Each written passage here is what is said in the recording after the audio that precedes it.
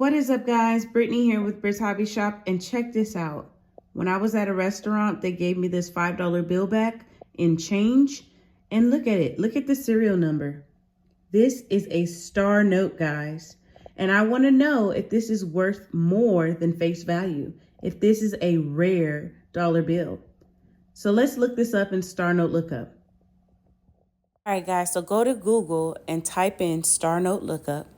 And then you're going to select it, and mycurrencycollection.com is the website you want to select.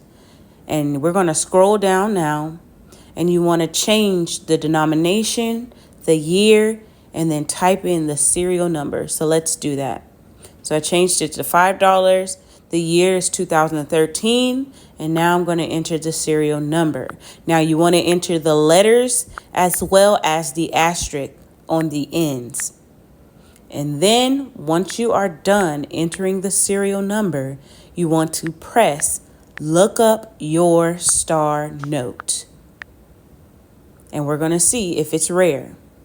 All right, guys, so as you can see, this is not a rare bill. The run size is 3.2 million, and then the total printed is over 10 million, guys. So this is nowhere near a rare note, but at least we tried, and you never know, your bill might be rare.